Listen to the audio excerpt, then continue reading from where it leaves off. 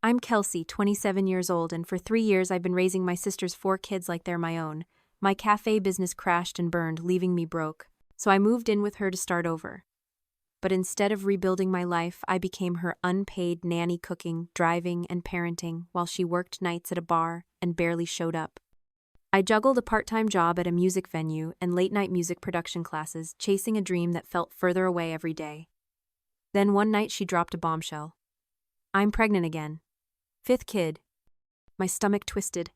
I'd given up everything. My savings, my goals, my freedom. And now another baby. I was done. I can't keep doing this. I snapped, my voice shaking as I stormed my room. Her face hardened like I'd betrayed her. I decided right then to move out to finally live for myself. But she didn't let it go easily. Her reaction was explosive and things spiraled fast. What happened next turned our family upside down. If you've ever felt stuck carrying someone else's load, drop your story in the comments. Smash that like button, subscribe, and hit the bell to see how this drama unfolds. You won't believe what she did. I slammed my bedroom door and twisted the lock. Through the cheap wood, I could hear Sarah outside. Kelsey, don't you dare walk away from me. We are talking about this. I didn't answer. I didn't cry. The anger wasn't hot and loud this time. It was perfectly cold. It was clinical. It gave me clarity. I walked past my guitar, sat down at my desk, and opened my laptop.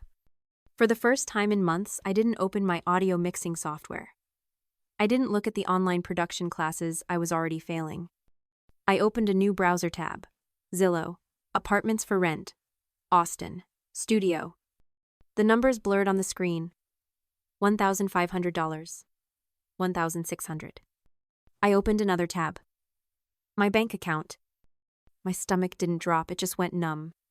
$5,041. That was it. That was all that was left of the money from my failed cafe. The money that was supposed to be my fresh start. I knew exactly where it had gone. It hadn't been stolen. It had been leached $10 and $20 at a time. $200 for Caleb's school laptop. $80 for Mia's dance recital fee. Countless forgotten grocery runs for Sarah. Sophia's asthma inhalers over and over. Ethan's field trip. I had been funding their entire life, and in return they were now demanding I quit my job and pay them rent for the privilege. This wasn't family. This was a hostile takeover of my life. I opened my spreadsheet. My part-time job at the music venue paid $18 an hour. If I begged for extra shifts, maybe 40 hours a week, that was barely $2,000 a month after taxes. $1,600 for rent. Utilities. Internet. It would be tight. It would mean pausing my music classes indefinitely. It would mean rice and beans for dinner every night. But it would be mine. I looked at the locked door. Sarah had finally stopped pounding. This wasn't an emotional breakdown. This was an audit. This wasn't a family fight. It was a business negotiation, and I was the only one who hadn't realized I was being exploited. I wasn't running away. I was liquidating a bad asset. I found a small studio near the bus line. I clicked the link. Apply now. I started filling it out. As I typed my name into the rental application, the last 3 years played back in my mind, not like a memory, but like evidence in a case I was finally building against myself. My life wasn't a life. It was a 5:30 a.m. alarm. It was the sound of my sister Sarah's kids arguing before the sun was even up. It was me half awake, getting Caleb, who's 15, out of bed for school, while he muttered about how I wasn't his mom. It was me braiding 6-year-old Sophia's hair, while 12-year-old Mia had a meltdown about her gym clothes. It was me making sure 9-year-old Ethan actually put his science project in his backpack. I was their alarm clock. I was their cook. I was their driver, their tutor, their laundromat, and their therapist. I was their default parent. I'd moved in after my cafe failed. I was broken, grieving a dream, and Sarah offered me her spare room to get back on my feet. I was grateful. But I realized too late that the offer wasn't a lifeline. It was a contract. My $5,000 in savings, that was just my entry fee. Kelsey, can you grab groceries? I get paid next week? Kelsey, Caleb's laptop broke. He needs it for school. Kelsey, Mia's dance recital costume is $80, and Trevor's check was short. On and on it went. My savings account, which was supposed to be my escape fund, my seed money for a new dream in music, was bled dry for their asthma inhalers, their school supplies, their lives. And where were Sarah and Trevor? They'd roll in at 3 a.m., smelling like the bar they worked at, laughing too loudly. Sarah would see me asleep on the couch, where I'd crashed, waiting up for Caleb, and she'd pat my head. "You're so good with them, Kelsey. I don't know what we'd do without you." I know what she'd do. She'd be forced to actually be a mother. So why did I stay? Why did I let this happen for 3 years? It wasn't just the free rent, it was the invisible chains. It's a prison built of guilt. One where they hand you the keys every day and then remind you that leaving would hurt someone else. They weaponized my love for those kids. Every time I thought of leaving, I would see Sophia's face or hear Ethan ask me to read him a story. And Sarah always knew when I was pulling away. She'd get that sad look in her eyes and say, "I'm just so overwhelmed, Kels. I don't know what we'd do without you. The kids would be lost." It was a perfectly crafted cage. I wasn't a sister. I wasn't an aunt. I was a resource. I was servicing an emotional debt they increased a little bit every single day. I finished typing my financial information into the application. I attached my pay stubs from the music venue. I wasn't just applying for an apartment. I was filing for emancipation. I hit submit on the application. It felt like pressing a detonation button. For the next few days, I was a ghost in their house.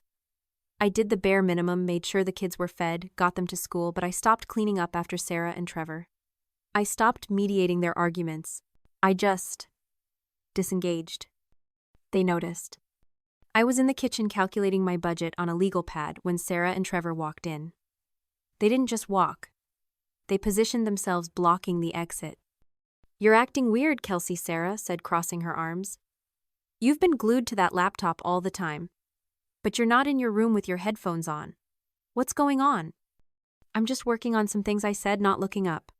Trevor let out a huff of a laugh. "Working on things. Right. Look, Sarah told me about your little 'I'm done' speech. That's not really going to work for us." I finally looked up. "What's not going to work?" "We've been talking," Sarah said, her voice taking on that reasonable, condescending tone she used when she was about to ask for the impossible. "With the new baby coming, things are going to get really hectic. We need you to step up, for real this time." "Step up," I repeated. "I'm already doing everything." "No," Trevor said, stepping forward. He was the enforcer. "You're still running off to that bar job every night. You're still distracted by those music classes. We need you here. Full-time." My blood ran cold. "You want me to quit my job?" "It makes sense," Sarah chimed in, as if it were the most obvious solution in the world. "You'd be here to handle the kids, the house. You're so good at it. And it would free us up to pick up more shifts at the bar." I stared at her, speechless. They didn't just want my free time and my savings. They wanted all of my time. They wanted my entire life. And Trevor added, delivering the final blow, "It's time you started chipping in. We're thinking $500 a month for rent. It's only fair. You've been living here for free after all." $500. They wanted me to quit my only source of income and then pay them $500 a month for the privilege of being their unpaid full-time nanny. I finally understood. This is how they operated. This was the trap of normalizing cruelty. In their minds, they weren't monsters. They had simply assigned me a role, the helper. I was the family scapegoat. And once I had that label, any act of self-preservation, any moment where I wasn't sacrificing for them, was seen as a deep and personal betrayal. They weren't just asking for help. They were piling all their irresponsibility, their debt, their bad planning, their new baby, their emotional neglect of their own kids onto my back, because I was the only one in the house strong enough to carry it. And they were doing it with a clear conscience. They had convinced themselves that this was fair, that I owed them. I looked from Sarah's expectant face to Trevor's smug one. They genuinely thought I would say yes. They thought I was that broken, that trapped. I almost smiled. "No," I said. Sarah's face faltered. "What? What do you mean no?" "I mean no, I'm not quitting my job. And I'm not paying you $500 to raise your children. I stood up, picking up my legal pad. I'm not your asset. I'm not your employee. And I'm not your sister anymore. I'm done. Their demand for $500 was the last push I needed. It clarified everything. This was no longer a messy family disagreement. It was a hostile situation, and I was being held hostage. The next morning, I called the music venue and told them I had a family emergency. I took the day off. I didn't tell Sarah or Trevor where I was going. I just left. I walked into the leasing office of the studio apartment I'd seen online. It was small, it smelled like old paint and industrial carpet cleaner, but the windows faced the Sunday. I'd like to sign the lease, I said to the manager, my voice not shaking at all. An hour later, I walked out. My bank account was $3,000 lighter. I had paid the deposit and the first month's rent. The key was in my pocket. It was the most terrifying and most liberating thing I had ever done. I had just signed a legally binding contract. I was officially, financially, and emotionally separating myself from them. I had a move-in date. This was real. The hardest part was telling the kids. I did it that night quietly after Sarah and Trevor had left for their bar shifts. I gathered them in the living room. I'm moving into my own apartment, I said. The reactions were immediate and heartbreaking. Mia and Ethan just started crying. Sophia, who was only 6, didn't understand what moving meant, so she crawled into my lap and clung to my shirt. Caleb at 15 understood perfectly. His face hardened. So you're just leaving, he said. It wasn't a question. It was an accusation. I'm not abandoning you, I said, my voice shaking for the first time that day. I'm just 5 miles away. I'll see you all the time. I'll still be here. No, you won't, Caleb shot back. She'll never let you. You're just bailing on us like everyone else. His words hurt more than Sarah's ever could. I can't stay here, Caleb. I'm disappearing. I have to do this for me. He just shook his head and went to his room. I held the other 3, my heart breaking, but I didn't back down. I couldn't. I had signed the lease. Moving day. I'd been shuttling small, unmarked boxes to my car all morning, trying to get out before Sarah or Trevor even woke up. I'd saved my most important things for last.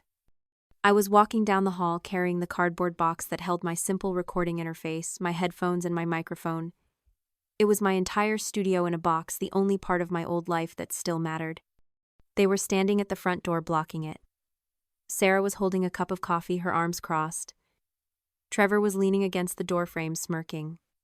Going somewhere, Sarah asked, her voice syrupy, sweet. I'm moving out, Sarah. I told you I was. No, Trevor said, pushing off the frame. You're not. Not until you give us back our money. My blood ran cold. I stopped in the middle of the living room. What? What money? The $800 you stole from my dresser, Sarah, shouted, her voice suddenly shrill. I just stared at her. I didn't steal anything. I haven't been in your room in months. Oh, really? Trevor said. He stepped aside, gesturing toward the corner of the living room.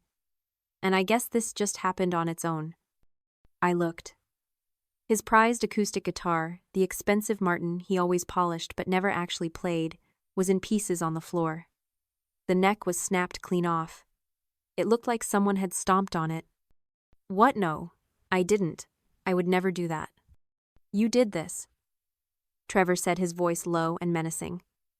You got angry because we called you out and you smashed my guitar.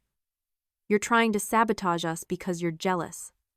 Jealous? I'm not jealous, Sarah. You know I didn't do this. I've been packing. I looked at her, pleading. Sarah, tell him. Sarah's eyes were cold. I don't know anything, Kelsey. Except my money is gone and Trevor's guitar is broken. And you're the only one here who's been acting crazy. This is insane. I didn't do this. Just then, through the front window, I saw the flash of blue and red lights. A police car was pulling up to the curb. My stomach turned to ice. I looked back at Sarah. She was smiling. A small, cruel, triumphant smile. I'm Kelsey, 27 years old, and for 3 years I've been raising my sister's 4 kids like they're my own. My cafe business crashed and burned, leaving me broke, so I moved in with her to start over. But instead of rebuilding my life, I became her unpaid nanny, cooking, driving, and parenting while she worked nights at a bar and barely showed up. 2 officers, a man and a woman, walked up the path. The man, Officer Doyle, had that tired, seen-it-all look. The woman, Officer Reed, looked sharp, analytical. Sarah, as if on cue, burst into tears. It was a masterful performance. "Officers, thank God you're here," she wailed, clutching her stomach. "She's been living with us rent-free, and when we finally asked her to help out, she just, she snapped." Officer Doyle looked at me. I was still holding my last box, the one with my music equipment. "Ma'am, can you put the box down, please?" I numbly set it on the porch. "I don't know what's going on. I'm just moving out." "She stole $800 from my dresser," Sarah shrieked, jabbing a finger at me. And when my boyfriend confronted her, she smashed his guitar. It was an heirloom. It was priceless. The officers looked past her into the living room. I saw their eyes land on the splintered wood of the Martin guitar. My heart hammered against my ribs. This was a nightmare. Officer Reed turned back to me, her expression unreadable. "Ma'am, did you destroy this property?" "No, I didn't steal anything. I didn't touch his guitar. I was just leaving." "Sarah, why are you doing this?" "She's lying," Sarah cried. "She's jealous. She's jealous because I'm pregnant and happy and she has nothing." Trevor just stood there, arms crossed, the perfect picture of a stoic wronged victim. It was their word, 2 of them against mine. I was the angry, ungrateful sister who had just been cut off. I was the perfect suspect. I was trapped. "I don't have $800. I whispered, my voice shaking. "I spent my savings on things for the kids." "See," Sarah pounced. "She's admitting it. She spent it. Ask her." "That's not what She's lying." The voice was quiet, but it cut through the air like a razor. Everyone froze. We all turned. Caleb was standing in the doorway. He was 15, all sharp angles and teenage anger, but his face was perfectly, terrifyingly calm. "Caleb, get back in your room now," Sarah hissed, her mask of tears vanishing, replaced by pure panic. "No." He looked directly at Officer Doyle. "Mom's lying. Trevor broke that guitar 2 weeks ago." Trevor lunged forward, his face turning purple. "You little..." "Sir, stay back." Officer Reed commanded, her hand moving to her belt. Caleb didn't even flinch. He just held up his phone. "I've got video. I record it from my room every time they fight because he gets loud. He was drunk. They were fighting about money and he threw it against the wall. You can hear him screaming that she never respects his things." Trevor stopped. His face went from purple to a pasty white. "And the $800, Caleb continued, his voice cold and methodical. "Mom spent that last week.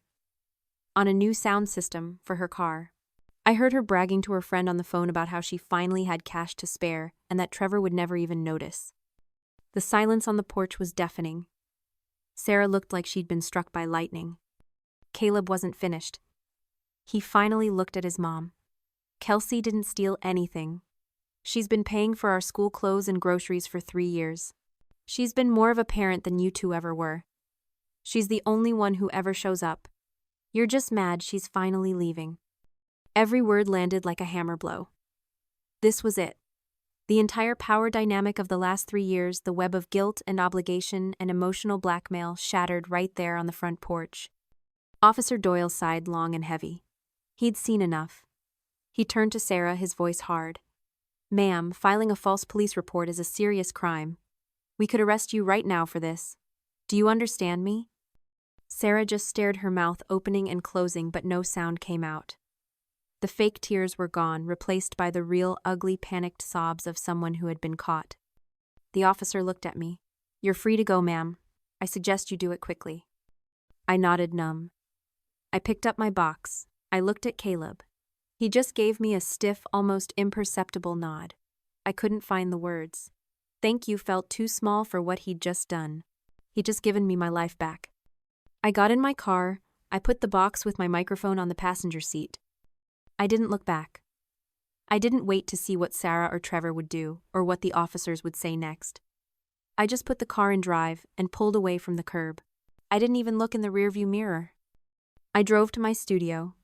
I walked up the 3 flights of stairs, unlocked the door, and stepped inside. It was quiet, it was empty, it smelled like old paint, but it was safe. And for the first time in 3 years, I could breathe. My new life began right then. I worked my shifts at the music venue, and every other waking moment, I sat at my desk and I produced. I made beats. I mixed tracks. I sent my demo, my work, to every local musician, every small studio, every indie label I could find in Austin. 2 weeks later, I got a response. A local band needed a track mixed. They offered me $1,000. It was more than I made in 2 weeks at the bar. I did the job in 2 days. They loved it. They recommended me to someone else. I got another gig. And then another. A month after I moved out, I walked into the music venue and gave my 2 weeks' notice. I was officially a full-time freelance audio engineer.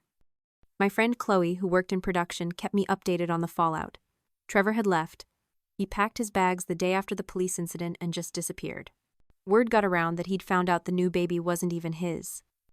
With me gone and Trevor gone, Sarah's life imploded. She lost her job at the bar for missing too many shifts.